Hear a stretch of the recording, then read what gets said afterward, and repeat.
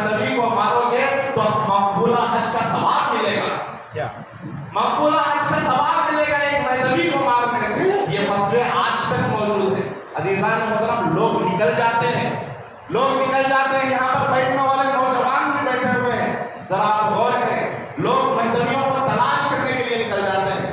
آج شب قدر نصیب ہو رہی ہے، ان کے صدقے سے نصیب ہو رہی ہے۔ آج ہم نماز پڑھ رہے ہیں، ہمیں اتنی مقدس نماز ملی ہے تو ان کے صدقے سے ملی ہوئی ہے۔ وہ نکل جاتے ہیں مہدویوں کو تلاش کرنے کے لیے۔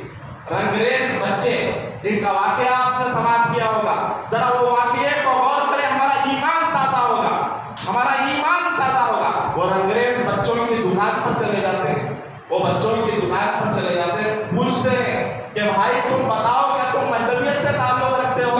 دو بچے پپا نے دو دہل ارشاد فرماتے ہیں، ہاں ہم مہدوی ہیں، ہاں ہم امامنا مہدی موعود کو ماننے والے ہیں۔ بتاؤ آج کوئی ہے اپنے آپ کو مہدوی کہنے والا، لوگوں کے سامنے اعلان کر کے کہنے والا کہ ہم مہدوی ہیں؟ ارے اس عالم میں قتل کا اعلان کر دیا گیا ہے، بادشاہ نے حکم دے دیا ہے، اس عالم میں وہ دو نوجوان بچے رنگ کی دکان ڈالے ہوئے ہیں، کلر کی دکان ڈالے ہوئے ہیں، انہوں نے اعلان کر دیا کہ ہم مہدوی ہیں، ہم مہدوی ہیں۔ ان دونوں کو پکڑ لیا گیا، بادشاہ کے پاس لے کر جایا گیا۔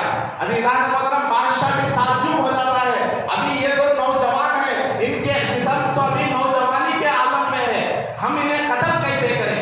کہتا ہے بادشاہ اگر تم مہدویت کو چھوڑ دو گے، مہدویت کو تم چھوڑ دو گے تو ہماری ہم جان کو بخش دیں گے۔ وہ بچوں کا ایمان کیا تھا، آج ہمارا ایمان کیا ہے؟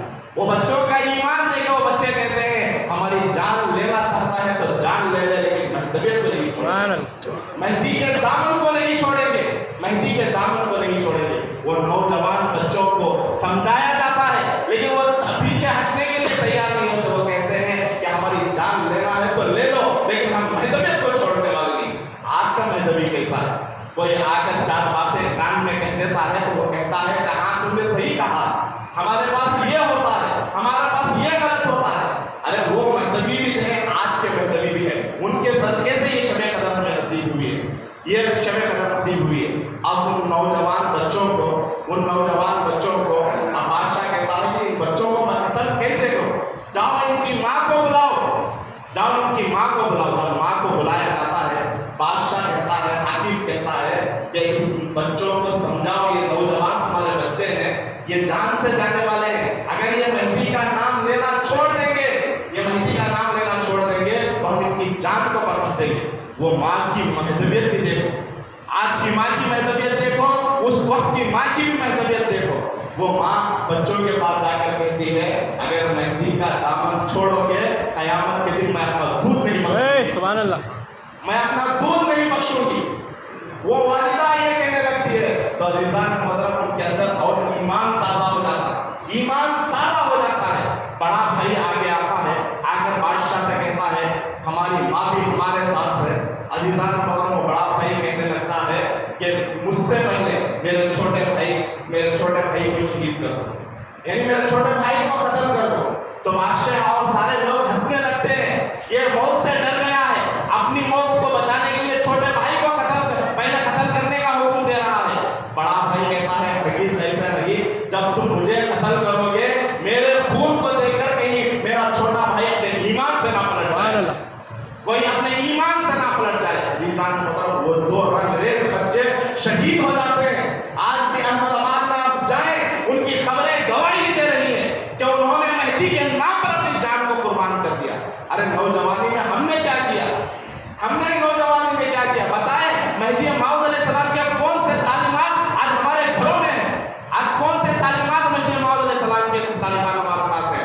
آج ہم سے سوال کیا جاتا ہے، ہمارے خود مہدوی بھائی ہم سے سوال کرتے ہیں کہ ہم شب قدر کیوں پڑھتے ہیں؟ یہ شب قدر کیوں پڑھنے کا حکم دیا گیا؟ مہدی موعود نے کہہ دیا کہ تم مان لو گے، کہ مہدی موعود نے کہہ دیا تو تم نے اسے تسلیم کر لیا۔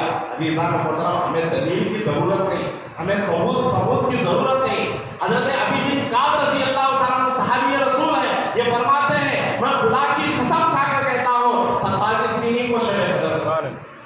صحابی رسول فرماتے ہیں ہمیں دلیل اور ثبوت کی ضرورت نہیں ہے، بے شمار صحابہ اکرام نے آج ہی رات کو شب قدر فرمایا ہے، لیکن ہمارا ایمان کیسا ہونا چاہیے؟ ہمارا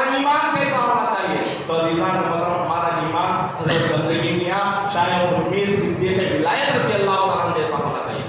حضرت بندگی میاں شیخ المیر اپنے مریدین کے ساتھ بیٹھے ہوئے ہوتے ہیں, اپنے مریدین کے ساتھ بیٹھے ہوئے ہوتے ہیں.